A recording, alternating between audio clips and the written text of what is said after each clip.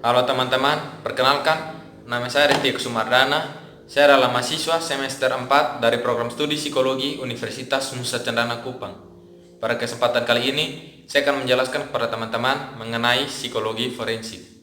Yang pertama, pengertian psikologi forensik. Jadi psikologi forensik adalah salah satu cabang ilmu psikologi yang mempelajari subjek dari segi kognitif, afektif, dan perilaku dalam kaitannya dengan proses hukum. Dengan kata lain, psikologi forensik merupakan titik temu antara bidang psikologi dan bidang penegakan hukum. Oke. Yang berikut, mungkin masih banyak dari teman-teman yang bertanya-tanya, jika di Indonesia, apa saja peran dari psikologi forensik? Jadi, psikologi forensik ini memiliki banyak peran, khususnya bagi lembaga-lembaga yang terlibat dalam sistem peradilan hukum di Indonesia. Contohnya kepolisian, kejaksaan, pengadilan, lapas dan bapas, dan kompetensi psikologi forensik pada peradilan anak. Yang pertama, saya akan membahas peran psikologi forensik bagi lembaga kepolisian atau polisi. Yang pertama, psikologi forensik membantu proses penyidikan baik dari tersangka maupun dari korban. Yang kedua, psikologi forensik membantu proses penyidikan. Yang ketiga, psikologi forensik melakukan pemeriksaan dan dukungan psikologis pada saksi. Yang berikut, peran psikologi forensik bagi kejaksaan. Jadi bagi kejaksaan, psikologi forensik melakukan layanan psikologis terhadap terdakwa dan saksi korban, anak, remaja, maupun dewasa dalam rangka penyusunan dakwaan atau penuntutan. Yang berikut, peran psikolog forensik bagi pengadilan. Yang pertama, psikolog forensik memberikan keterangan secara lisan sebagai saksi ahli terkait dengan hasil pemeriksaan psikologis yang telah dilakukan sebelumnya. Yang kedua, psikolog forensik memberikan keterangan secara lisan sebagai saksi ahli. Yang berikut, peran psikologis forensik bagi lapas atau bapas. Yang pertama, psikolog forensik melakukan asesmen saat awal masuk dan intervensi pada warga binaan yang ada di lapas. Yang kedua, psikolog forensik melakukan asesmen pada saat dilakukannya pembebasan bersyarat. Yang ketiga, psikolog forensik melakukan pendampingan pada keluarga warga binaan pada saat menjelang pembebasan bersyarat. Yang keempat, psikolog forensik melakukan pendampingan psikologis pada terpidana mati.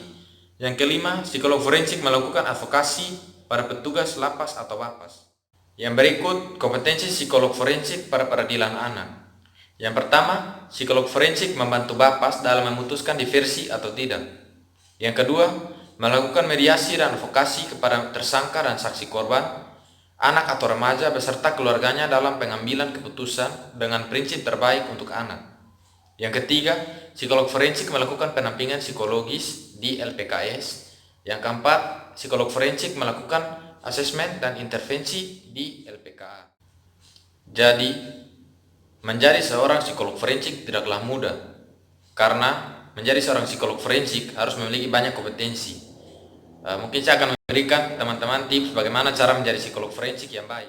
Yang pertama, seorang psikolog forensik harus memahami hukum, terutama yang terkait dengan hukum pidana atau perdata dan hukum acara pidana atau perdata minimal pada kasus yang dihadapinya. Yang kedua, seorang psikolog forensik mampu menerapkan psikologi antara lain perkembangan klinis, sosial, kognitif dalam permasalahan hukum.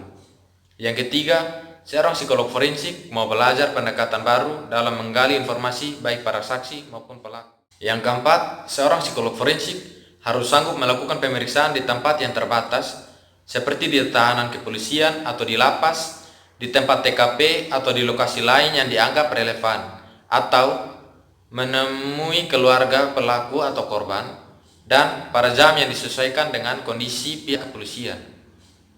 Yang berikut, mampu melakukan pemeriksaan di bawah tekanan. Yang berikut, memiliki ketahanan mental ketika menjadi saksi ahli. Yang berikut, mampu menjaga kerahasiaan. Dan yang terakhir, seorang psikolog forensik haruslah perlu memahami kode etik HIMSI. Yang berikut, saya akan memberikan informasi kepada teman-teman tentang penelitian sebelumnya di bidang psikolog forensik. Yang pertama, penelitian yang dilakukan Widiarso dan Prabowati pada tahun 2012 tentang pengaruh kebohongan pasif pada deteksi kebohongan melalui elektrosepalogram. Yang kedua, penelitian yang dilakukan oleh Prabowati, Hartanti, Sugoto, dan Rahaju pada tahun 2013 tentang profiling psikologi pada pelaku anak, DRAN, redivis anak di lapas anak Blitar. Yang ketiga, penelitian yang dilakukan oleh Krisnawati dan Purwondari pada tahun 2018 tentang trait callous and emotional pada narapidana pria pelaku pembunuhan. Yang keempat, penelitian yang dilakukan oleh Purwowati dan Kadek pada tahun 2019 tentang pengaruh mindfulness pada peningkatan kontrol diri ABG.